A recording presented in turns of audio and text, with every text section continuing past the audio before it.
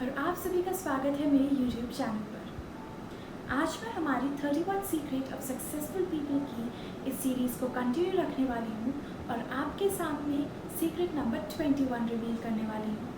ये वीडियो काफ़ी इंटरेस्टिंग और इन्फॉर्मेटिव होने वाला है, इसलिए इस वीडियो को आखिर तक ज़रूर देखिएगा। और अगर आपने मेरे प्रीवियस वीडियोज़ नहीं देखे तो पहले उन्हें देख लीजिए, उसके बाद इस वीडियो को देखिएगा। तो इसी के साथ चलिए शुरू करते हैं।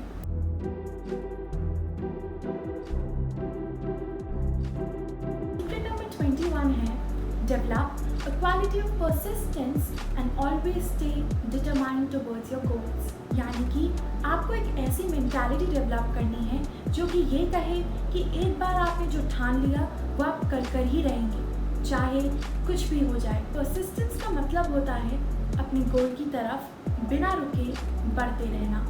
अगर आप अपनी लाइफ में अपने गोल्स को लेकर बहुत डिटरमाइंड हैं और परसिस्ट हैं तो फिर आप सक्सेसफुल ज़रूर बन सकते हैं।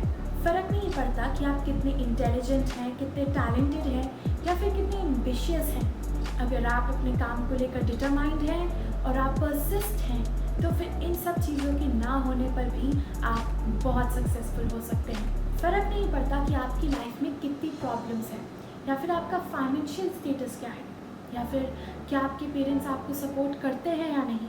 अगर आपके अंदर ये सोच है कि आप जो कर रहे हैं या जो करना चाहते हैं आप वो कर ही दम लेंगे और उसे एकदम परफेक्शन के साथ करेंगे और पूरा करेंगे तो फिर आपको कोई भी नहीं रोक सकता।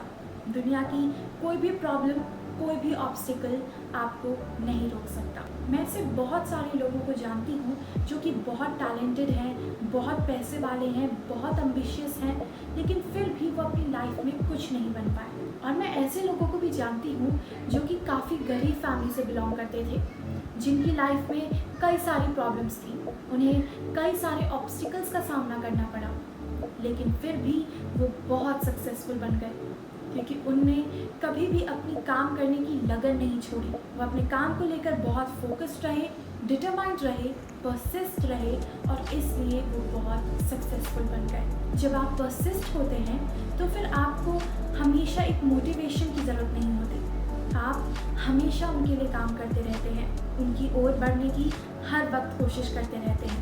हमेशा याद रखिए कि आपकी लाइफ में आपको रोकने वाले बहुत लोग होंगे, आपको रुलाने वाले बहुत लोग होंगे, या वो लोग जो आपसे कहेंगे कि आपसे नहीं होगा, या वो लोग जो आप पर हंसेंगे। लेकिन आपको हमेशा याद रखना है जो लोग आपको नो कहते हैं आपको उन्हें नेक्स्ट कहना है। यानी कि वो लोग जो आप पे हंसते हैं, वो लोग जो कहते हैं कि आपसे कुछ नहीं होगा, उन लोगों को तुरंत अपनी लाइफ से निकाल दीजिए।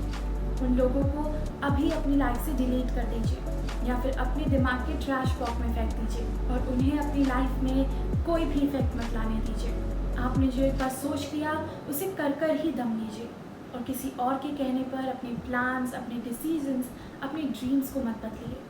आप हमेशा अपने आप से ये कहिए कि आप कभी भी अपने गोल्स को अपने पास्ट, दूसरों के ओपिनियंस, अपने लिमिटेड बिलीव्स, अपनी रिलेशनशिप्स और अपने फाइनेंशियल स्टेटस के आधार पर कभी भी चेंज नहीं करेंगे।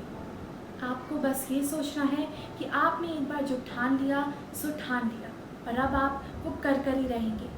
और आपके एक्सपीरियंसेस, आपकी रिलेशनशिप्स या दुनिया भर के लोग वो कुछ भी कहें या कुछ भी करें वो आपको बदल नहीं सकते, आपका रास्ता नहीं बदल सकते। इस क्वालिटी को डेवलप करने के लिए आपको उठते समय, सोते समय, नहाते समय और हर समय अपने आप को ये बताना है कि आपने एक सपना देखा है और आप उसे साकार कर ही रहेंगे। जब आप अपने दिमाग को बार बार कुछ कहते हैं, उसे बार बार कुछ याद रखने पे मजबूर रखते हैं, तो फिर आपकी वो सारी बातें आपके कॉन्शियस माइंड से आपके सबकॉन्शियस माइंड में चली जाती हैं।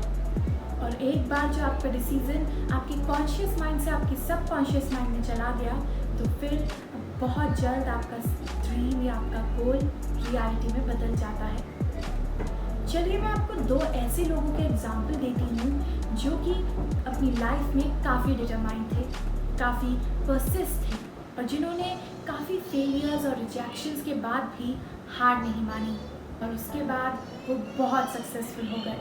तो आप में से कई लोग वॉल्ट डिज्नी के नाम से तो काफ़ी फेमिलियर होंगे, लेकिन क्या आप जानते हैं कि वॉल्ट डिज्नी भी पहले एक फेलियर के रूप में देखे जाते थे, एक फेलियर माने जाते थे। वो अपनी कंपनी से निकाल दिए गए थे क्योंकि उनके बाकी के मेंबर्स का मानना था कि उनके अंदर इमेजिनेशन की कमी है, उनके अंदर अच्छे आइडियाज़ की कमी है। जब उन्होंने डिज्नी की स्टार्ट की तो भी उन्हें कई सारे फेलियर्स और रिजेक्शंस का सामना करना पड़ा, लेकिन फिर भी इन सारी चीज़ों को उन्हें अपने ध्यान में नहीं रखा।